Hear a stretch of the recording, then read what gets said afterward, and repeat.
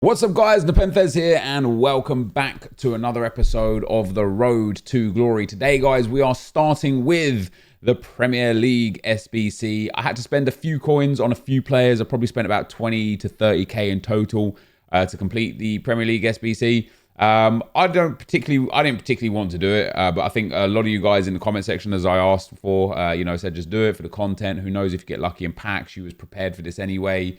You got coins. It's all good. So the last team for us to turn in before we get the packs opened is Man City. We've got a few big players in here. We've got Haller up front there, 83 rated, but he's untradeable. So it doesn't really bother me too much that he goes in. And once we turn him in, we get that mega pack, of course, but that is the full Premier League SBC done. As I say, I spent 20, maybe 30,000 coins in terms of coins. Let's send him in.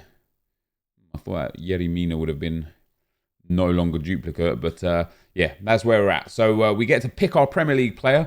I don't really know who I want. I don't care particularly about either of them. I think I'll go with Foyth just because there is a shortage of high-end Premier League centre-backs, and whilst I wouldn't consider him high-end per se, I also think that he is decent enough for us. So there's nothing on my trade pile right now, guys. Well, that's not true. There's 4 things on my trade pile right now. Those 2 Pepes and 2 other players. So we've got a full setup available for these packs. There's also 2 packs from FUT Champs SBCs. They're both untradeable. I don't like this new kind of setup that EA are running where they're putting untradeable packs as rewards from daily SBCs. It's a slap in the face to people, you know. You're asking for the same sort of team and the same sort of return in that regard in terms of requirements and stuff, and then you're not offering the tradable pack in return. So the French league player here I can get rid of if he's worth anything. He's not really worth much, but we'll sell him anyway. The Turkish league I'll keep because I'm going to be running the Turkish league. And then just for the time being, I think I'm going to, until we get to like 30 or 40 spots left, I'm just going to send all duplicates up to the trade pile for the time being. So obviously comments from the last video or two. We got anything nice here? No, not particularly. Is you know, people obviously it's a different vibe when I play live on stream to you know, what you guys get to see on video. Usually when it's post commentated content, you don't really get to see any live reactions, or you don't get to feel the kind of the way the game was moving and the way anything happened. And you guys know that play FIFA yourself, obviously most of you, that sometimes it's like you feel like the world is against you when you're playing FIFA, right? It's just the way it goes. But for Jay there, for the top comment, it says, seeing as the objective requires winning, it's not a surprise he's trying to win. Just talking about when I mentioned that the one guy had subbed on his Ronaldo, his Messi, his Neymar, and I was like, oh, he's just going for the win. What I meant was not that he isn't entitled to make subs or that I expect him to just let me win. It was more to the fact of the point of he started with an objective team, and then when he won, wow, look at that. What a start that is, a shadow and an anchor. And then when he went 1-0 down, that's when he subbed on his players and was no longer going for an objective other than the Bundesliga objective. So my perspective was he's just going for the win, not like he had given up basically on the other objectives he was trying with like his French player and stuff like that, because he just decided, okay, he's just going for the win. So it wasn't me like saying, oh no, he's going for the win, like what an idiot, like I can't believe he's not just giving me this victory. It wasn't like that at all. So much more difficult though when you're doing it live. You're trying to play, you're trying to respond to people in the comment section, in the chat, you know, you're trying to focus on the game. And we've got our first board here. This is, I believe, the untradeable prime gold players pack though. It's not a walkout either. That your brain just skips parts, you know, as I skipped the part of explaining my thought process, and I just jumped straight into the end point. And that's why it was like, oh, he's just going for the win, because obviously you don't get to understand where my mind is at with all of that. So obviously there was just a few comments about like me saying, you know, people thinking that I felt like I deserved the win for free, or that people shouldn't try hard. I like, try as hard as you want, make the subs that you want, doesn't bother me at all. As I say, it was just you just heard the first part and the last part and nothing in between. So obviously it didn't really make sense. So that's where we're at with that. CF says, oh, we've got another board. That's not what he said, but we have got another board here. not walkout again, but positive start. He says, Nep, if EA was to approach you with an opportunity, who did we get? Vardy and Hradecki there. An opportunity to take part in their content team with the potential to influence the content of FUT, would you take it? Curious to hear your thoughts, as you have a lot of passion regarding the content side. Keep up the good work, like so he sees. The answer would most likely be no, for a number of reasons. The first reason would be like in regards to like a corporate structure. They couldn't afford me. Like they would have to pay me more than I'm earning off of social media and you know, YouTube and such, and they would just never pay me that much in a million years, right? So that would be number one. But also number two, the answer would be no, because I would be bottom of the food chain, right? So I would answer to superiors. I would still have to follow company rules and regulations and such. And much like with you know, the FUT Economist going over to EA and not really having, like, he's had an impact in certain regards, but I think it's fair to say, and I think is unanimously agreed on, at least from my perspective and some of the other people that I see on a day-to-day basis. By the way, guys, this kit, I discarded this kit before, didn't I? Is it actually selling? It might be. You know, it's hard to make impact because of how rigid things are in EA. So I could go to EA and say, hey, EA, you should try this and you should try that and this would do well and people would love this. As we get ourselves another board right here, is that going to be our first walkout? No. And EA would just turn around and be like, no, sorry, thanks for your ideas though. And so it, like, one person is sadly not going to make the big change that everybody like wants to see, because EA is just too deep, too ingrained in its ways, and yeah, typically nothing is particularly going to change.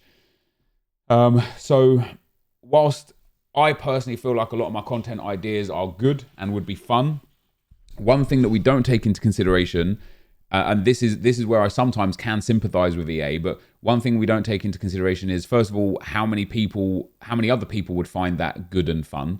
Obviously, the things that I think of and the ideas that I come up with aren't like groundbreaking, you know, unbelievable, like, oh my God, how has no one ever thought about this before? As we get ourselves another board, come on, be my first walkout. It's not. And so, you know, people at EA must have thought about these sort of things. And again, it comes down to just a couple of things. First thing is, will adding this thing make people spend more money, buy the game more, spend more on FIFA points? If the answer is no, then probably they don't want to put the kind of energy or require, you know, the amount of time or resources needed to add this into the game. And number two is, what impact will it actually have on the greater of the game? Now, I obviously look at this game from very, very, very unique eyes, because I play it so much. I get to experience and kind of go into the nitty gritty of every single aspect of the game, to the point where I can find the most efficient ways to do things, the best way to play the game. And that's why we get to the road to glory to a point so quickly over the last couple of years, where it's like, look, I've got this road to glory up to this point way too quick. Now it's like a really long grind to get to the next point, almost waiting for the next big promo or the next big thing to happen. And in the meantime, just complaining because nothing's really satisfying me, as we get ourselves another board, but no walkout. So, you know, for me, if I would like 15 or 20 end game players that are there to be grinded right now. That's what I would like in this game. But obviously EA might look at that and think, well, no, if we did that, it would have this knock-on effect and that knock-on effect, and it would impact this, and it would change the market in this way.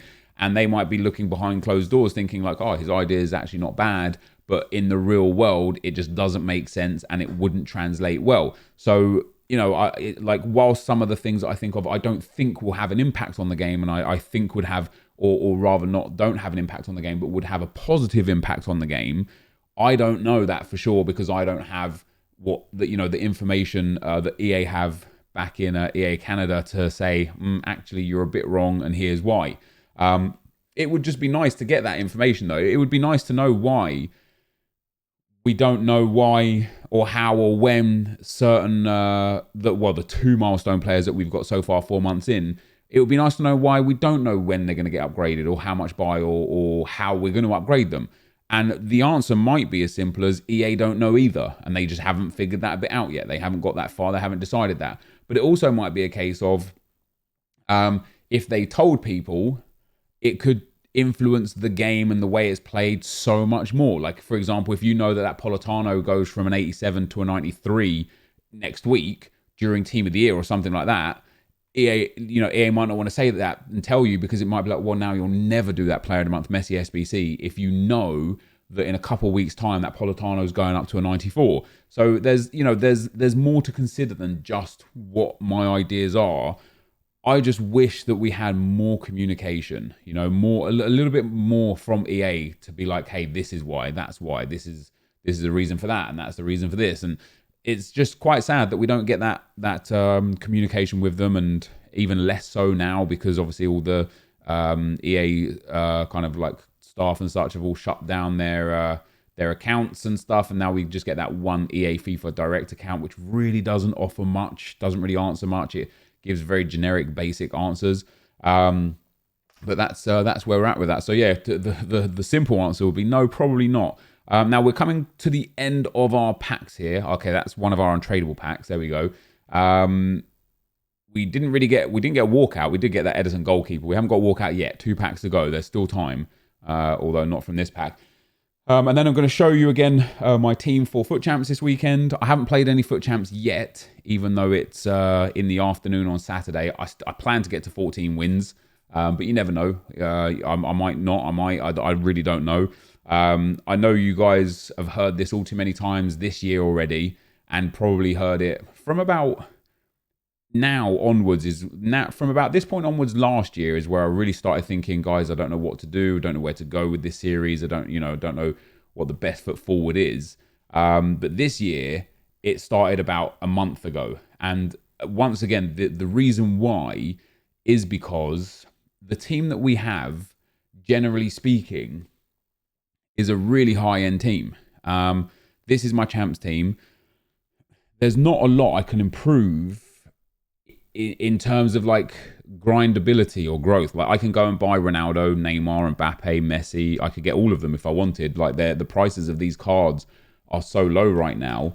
Neymar's base card is down at 760. Mbappe's card is down at 740. So just between them two, that's 1.5 million coins. Ronaldo is under 1 million now, I believe. He's 900k. So that would leave me with about probably what 600k towards Messi. And I know he's a bit more than 600k. He's 1 million coins now is Messi. So I could just sell my fitness cards and then I could buy Messi as well. So I can afford the best 4 players, that Ronaldo, Messi, Mbappe, Neymar quartet.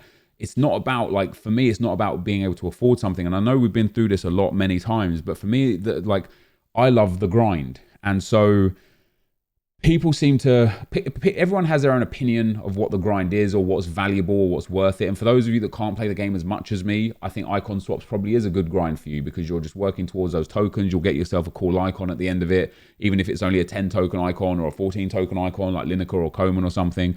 You get to work towards it, add that into your team and improve your team. For me, the grind is getting that next level team, and that next level team is just so expensive to the point where I would have to dedicate 10, 12, 14 hours a day trading and grinding and doing everything I need to just get close to that. And I don't enjoy that. So that for me becomes then a chore, not a grind. So for me, the grind would I would like it to be this area and this area here. A couple more milestones, not even a couple more milestones. Give me 40 or 50 milestones. Give me things to work towards that would be fun to work towards. But for the next few weeks, what we're going to do is we're going to start building squads with the items that I have in the club and theming episodes around objectives. So I want to try and take a step back from the pressure of bronze packs and silver packs and league upgrades and things like that. And it will allow me the opportunity to continue clearing out the club, which I am still doing. And again, I know it doesn't look like it, but I am still doing it. I've been getting rid of contracts and fitness cards over the last few days. Obviously, over the Christmas period, I haven't really been spending much time on the account at all. But yeah, I'm working through my low tier consumables, training cards and things like that. But so for today, we've done the Premier League SBC. And so I think what I'm going to have for the rest of today is maybe just one live FUT Champs game. But for after champs, maybe even Sunday and Monday and such, what we're going to do is I'm going to build a Bundesliga squad, play the 4 rivals wins, and that will be an episode. We'll build the La Liga squad, play the 4 rivals wins, and that will be an episode. Build the 3 Lions, play the wins, that will be an episode. So that's 3 episodes next week, 3 squad builders. Maybe we'll throw in some other sorts of packs outside of that just to keep it interesting, to make sure that people are still, enjoying what's coming. And then for milestones, we'll go and build a couple of teams, maybe a Liverpool, Chelsea and Spurs hybrid squad builder, and get the goals and wins with those cards to work towards Trossard. And then after that, for example, now the offline icon swaps, I will do that off, as I said to you guys before, in my own time, because people just don't care about squad battles.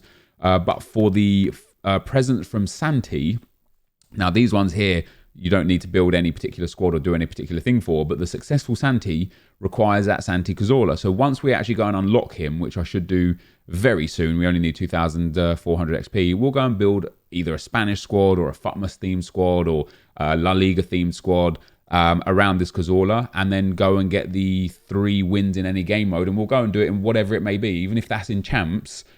Like, we'll go and build a squad in champs with that Cazorla, and that will be an episode. So I want to start like utilizing what we have available to us in objectives to change the squads. Instead of me like going out there and, what we did last stream or last video, building like the best possible squad I can with the bare minimum objectives, just forcing them through so that we can get out of it. We're going to change the way we look at that. We're going to start engaging in building a full squad for the objective, playing naturally, playing normally, not quitting any games, and just however long it takes, it takes. So if it takes me, 8 or 9 games to get those 4 wins here, then so be it, and it will give more value to certain SBCs that I look at and I'm like, oh, I'm not touching that with a barge pole because, it doesn't fit the meta and it won't fit this and it won't fit that. Well, now, I'm not going to do that, Timo Werner, because I do think it is just stupidly expensive.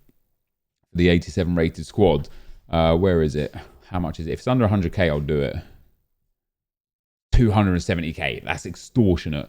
But like that James Milner, for example, whilst I don't necessarily think it's a great value for coin SBC, I might just do it just to have that card in the English squad. We are making enough coins that we can afford to do that. And when Team of the Year comes around, one of my ideas is to have as many coins as possible for Team of the Year. And I think I'll get somewhere close to 7 or 8 million. Some people disagree. Some people don't think I have that many coins in the club, but I've been very meticulous and very undervaluing certain areas of the club. And I still come out at like 6.5 to 7 million coins with a couple weeks until Team of the Year. So I'll be able to probably buy a Team of the Year card or 2 anyway. But the idea is that I'm kind of like getting coins for something I don't know what's coming. And so we'll end up grinding harder for Team of the Year cards once they're out, once we know what the Team of the Year is, once we know what EA have done with certain other areas of the game. And if I really, really have that craving to play with Team of the Year cards, I can just do it in draft as we work still towards building a better team. And what I want to end up doing with this account is spending more time enjoying the players that we've worked towards and earned, no matter how mid or high range they are, and less time focusing on what is the most efficient way to squeeze every coin out of everything that we do, whilst squeezing every coin out of everything that we do in terms of the club. We're nearly at 5,000 players now in the club. But like I say, I've got a whole bunch of, even just in contracts, like the contracts are selling again now. I've got 256 contracts here, 500 of these contracts. That's going to take me a few days at least to sell off, just because contracts take so long. It's not going to net me a huge amount of coins, but enough coins to the point where it's worth selling them whilst we're playing through and doing everything else. So that's kind of the aim. So with that in mind, let us get on to our first FUT Champs game. As I say, I want to get to 14 wins for this week. But whether or not that happens, I don't know. My team, I really enjoy my team right now. I don't particularly care for Zola. He's not a bad player, actually. I think the first few games that I played with him, I was almost ignoring him. Not, sometimes with a player, you force the ball to them, and sometimes you just kind of ignore them. But he's done all right. 5 goals and 6 assists from Cam. in 10 games isn't bad. And of course, De Bruyne is our central cam, Politano's our right cam, and David Villa is our striker. I've got Ben Yedder on the bench. And the reason why he's brilliant, we talked about him obviously in yesterday's episode. 7 goals and 9 assists in 7 games is fantastic. It is crazy seeing the level of player that I don't even put on the bench, which is another reason why, like when we build that Bundesliga squad, now we're going to have Mbabu in there. When we build that English squad, we're going to have Wright and Kent in the squad. When we build the La Liga squad, Semedo's going to be coming back into that squad. Morales will get into that squad. Like, it's actually going to be an enjoyable process using all these cards that are just sitting on the edge, on the fringes of the club.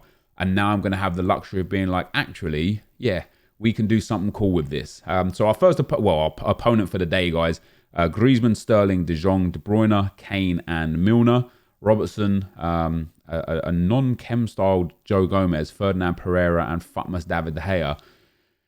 Not a bad old squad there. I do believe my squad is better. You never know in FUT Champs, man. He's got the rat badge, so he's been a player for a while. Ooh, I can't remember what tactic I need to set up. Do I need to go into defensive or ultra defensive? We'll find out pretty quickly which one it is. But you guys will start to see as well, this guy on the ball now and this guy on the ball now, Acuna and Battaglia, they really are like, you know, when we talk about like players, I think I used to talk about players as tier 1 and tier 2. And then tier 3 and tier 3 players are just, you know, you wouldn't touch with a barge pole, right? I think we need a new tier system when we talk about players. So for your guys' benefits, when we talk about tier 1 play, we're gonna start with the ultimate tier, and the ultimate tier is going to be, you know, something saved for prime icons and then eventually prime icon moments, for Cristiano Ronaldo in form, for Messi player of the month, or Messi, you know, 96 rated card, for team of the year cards when they do come out, and those sort of things, right? That's going to be what we say is the elite tier players. Then there's going to be tier 1 players. And I think the tier 1 players are going to be the players that are very good, very usable, but don't have the absolute punch or the absolute wow factor of, if this guy's in your team, he's just going to create all sorts of problems. And I think a tier 1 player would be someone like that David Villa card, right? It's a quality card. He's got a lot of goods about him. You know, Zola would be a tier 1 player and that sort of thing right there. And the tier 1 players, as we scored a lovely goal there with Zola, the tier 1 players, the Battaglia and Acuna, I would honestly say are tier 1 players and high level tier 1 players. Specifically Acuna, I think he's not far off being an elite tier player because he is just that good. He has so many cool things about him. That is a great goal right there. That's 2-0. And this guy's going to be gone. He has so many good things about him, this Acuna card. He's got stats that are well balanced throughout. His work rates are great. Oh wow, he came back. What the hell happened there? He paused it to quit, then unpaused it, then still quit. And now we're locked onto a screen. This is going to be interesting to see what happens here. I've actually been reading a lot of reports not reports, but a lot of tweets from people about how the no loss glitch is in full effect and the servers are just like horrendous and stuff. And as per, I suppose, for right now, but I don't know if this guy has just done something to force me to be stuck in the menu screen so that I don't get the win and he does. But sometimes it does this and then it eventually gets into the screen. But this is a lot longer than it normally happens. So this is definitely slightly worrying. Let's go and have a look again. So in regards to Acuna, and I can show you guys, we can go on to here right now whilst this game hopefully processes through. In regards to Acuna, when we compare him to other, you know, high-end tier 1 cards, and that's why, like, what I want to say with regards to tier 1 versus elite tier is Kante is not an elite tier player because someone like Hullet would be, but he's also not, you know, he's also great still. He's one of those cards that you could use for the rest of the game. And when you compare the setup here, Acuna has more pace than Kante, more dribbling, more shooting, more passing, more physical, just a little bit less defending. And then when you actually compare him to Hullet and compare what you get out of an elite tier player versus like this tier 1 player, he's got a little less pace, more dribbling, more defending, more physical, almost the same passing and a little less shooting. Now, of course, I'm not for 1 second saying that Hullet is the same as Acuna or even they're close, because Hullet has that certain aura of being an icon. He has that height, that power. He has the 5-star, 4-star over the 4-star, 3-star. He offers unbelievably more things. Like if you actually look at information as well for traits, for specialities, Acuna seemingly has none. And then Hullet has aerial threat, dribbler, playmaker, distance shooter, crosser, free kick specialist, strength, clinical finisher, midfielder, complete forward, and poacher. Just takes him to a level above. And that is why he is an elite tier player, not a tier 1 player. And that is why Acuna is a good tier 1 player. Now, with regards to our account, this game still hasn't processed, by the way. With regards to our account, it's so easy to get this level of high tier 1 player. And it's so hard to get the elite tier player, that what I would like as a grinder, is what I would like as something to actually play for in the game, and why I get so bored of the Road to Glory so quick the last couple of years, is because the amount of time, energy, and kind of resources it takes to go from this guy here to this guy here is just beyond reasonable. It is like truly unreasonable, and that is what EA want, because they want you to spend FIFA points. And so I want something in the middle here. I want us to be able to like almost introduce a new tier and be like, all right, guys, so we're going to have the ultimate tier. The tier 1 is now going to be someone in between, and this Acuna is actually going to be a tier 2. That's what I would like to see. But I'm pretty sure, guys, this guy has screwed me here. So absolutely nothing's happening. I can't pause it. You can see me pressing buttons here. If I open up the PlayStation menu, my controller works. The pause sign comes up, so if I hold it open, I'm going to get kicked off. So I think I'm going to take a loss here. I'm pretty sure that guy did something untoward right there. I'm pretty sure he because he paused it and then he resumed the game as it disconnected. I'm pretty sure he's like force disconnected me, so he didn't get a loss, and I'm going to end up getting a loss for it, which sucks. But because I'm only playing to 14 wins, it really doesn't matter. There's a 15-second timer. You know what? I'm just going to hold it for 15 seconds. And I want to see if I get disconnected from the game. What are we on now? 9 seconds there. I want to see if I get the loss for inactivity or whatever. Or if... oh, wow, it's gone back to 14 seconds. That's interesting. Keep resetting. It does. Let me just hold it here for like 10 seconds. If it disconnects me, I'm going to have to restart the game anyway. So I'm going to get the loss one way or another here, which is really, really sad. And for the guy that did that, that's really, really sad as well. Let me see, is that enough time? Don't tell me it wasn't. What's the timer on? I don't even know what the time's on. Let me leave it for a good like 20 or 30 seconds. But yeah, that's what I want out of FIFA. That's what would be nice for FIFA. So I have a feeling, guys, even though I was 2-0 up in about 15 in-game minutes there with a couple of really nice goals, I have a feeling we're about to be 0-1 off of that. Sadly, there's nothing you can do. You can't report the gamer tag to EA for them to investigate the account. You can't accuse them of cheating because it could have just been a bug in the game. I've personally never had this thing where at the end of the game before I've just been kind of like locked on a screen. It might be the case if I actually... see, that is just not ending. Nothing, like literally nothing is happening. So I'm literally just going to have to quit the game. I'm not going to waste my time over one win, just waiting and waiting and waiting. I know I'm going to come back into this game and it's going to say, you disconnected from the last game, you get a loss. That sadly is the state of affairs right now. But it's not going to change how this weekend goes for us. At the end of the day, we're still going to get to 14 wins real comfortably. I'll try and get 7 wins on Saturday, 7 wins on Sunday. If they do extend Weekend League, as I say, like a lot of people have been asking for the Weekend League to be extended. Maybe this is just a problem with the game right now. Maybe there is just a massive issue with connectivity or, submitting results and things like that. And then maybe it does get extended. If they do extend it, I'll play 5-5-4 split again. But if they don't extend it, I'll play a 7-7 split and get to those 14 wins. Obviously last week or last reward set for the first time, we finally got stupidly rewarded. That is the biggest red we've had in a very long time, just in general on the road to glories, let alone this year. A 400k red, or actually he was extinct at 420. So I don't know if I got the loss there. I actually don't know what happened there at all. He's currently 415. Yeah, so that's pretty crazy. Let's have a look. Did it give me the win? All right, so I actually got the win, guys. I just got stuck at the end. So happy days. Wasn't that bad at all. I literally don't know what happened there. But that for today is going to be the end of the video. So if you did enjoy it, be sure to leave a like, rating, comment, and subscribe to my channel if you haven't already. But for now, guys, I'm out. Peace.